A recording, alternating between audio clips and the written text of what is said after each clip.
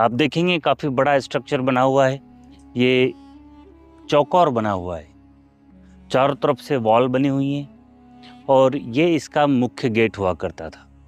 Gate की height को देखकर हमें क्लियर होता है कि ये गेट एलिफेंट की एंट्री के लिए नहीं हुआ करता था।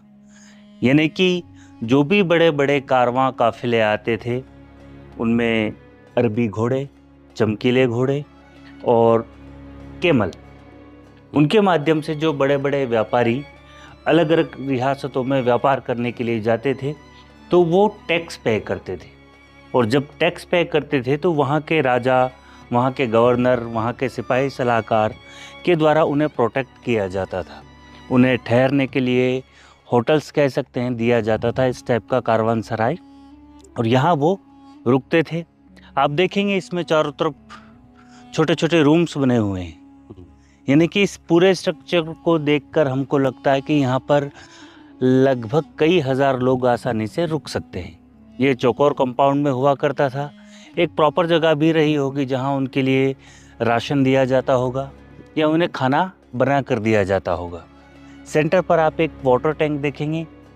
तो वाटर टैंक बिल्ड करने का पर्पस यही था कि आप तो कहीं से भी वाटर को कलेक्ट करके यूज़ कर लेंगे, लेकिन उनके साथ जो घोड़े और ऊँट हुआ करते थे, कैमल हुआ करते थे, उनके लिए ये ड्रिंकिंग वाटर हुआ करता था।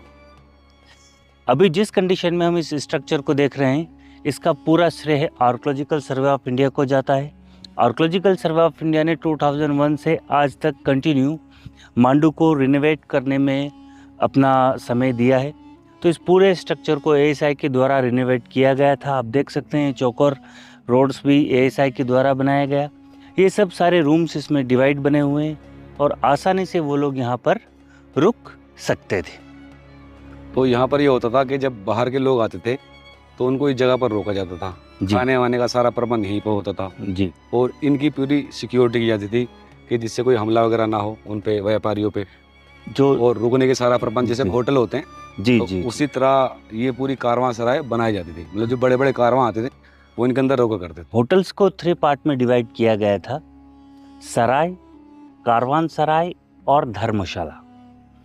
तो सराय अभी हम ऑन द वे देखेंगे, एक छोटा सा स्ट्रक्चर होता है जहाँ पर छोटे व्यापारियों के लिए हुआ करता था, और कारवानसराय उनके लिए होता था जिनके साथ सैकड़ों घोड़े, ऊँट और ज़्यादा सैन्य बल होता था या ज़्यादा व्यापारी एक साथ सफ़र करते थे, उनके लिए कारवानसराय होता था। धर्मशाला उन लोगों के लिए होता था जो राजा से कनेक्टेड होते थे। एक्चुअल में कहने में धर्मशाला आता है, बट वो 3 स्टार होटल हुआ करता था। वहाँ पर बढ़िया से सैंडस्टोन से उसको बिल्ड किया जाता था और सारी फैसिलिटीज़ उनको दी जाती थी जो उस समय अवेलेबल हुआ करती थी। तो अभी हम इसके अंदर चलकर देखते हैं इसके रूम्स वगैरह।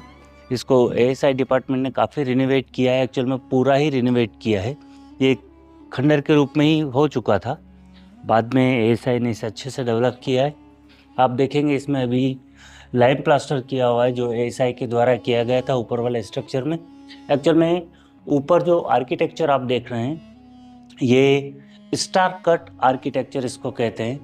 ये जहांगीर के समय बहुत ही चरम सीमा पर हुआ करता था। इसको जहांगीर बहुत पसंद करते थे, तो शायद ये जहांगीर के समय इसको प्रॉपरली तरीके से बिल्ड करवाया गया होगा, बट इसका एविडेंस हिस्ट्री में मौजूद नहीं है कि ये कारवानसराय किस शासक या किस टाइम पीरियड के दौरान बिल्ड करवाया गया। सेपरेट रूम है जी, अधिकतर सेपरेट रूम ही होंगे यहाँ पर रुकने के लिए, जी, क्योंकि सराय है, अलग अलग जगह के लोग भी हो सकते हैं इकट्ठे एक ही जगह पर।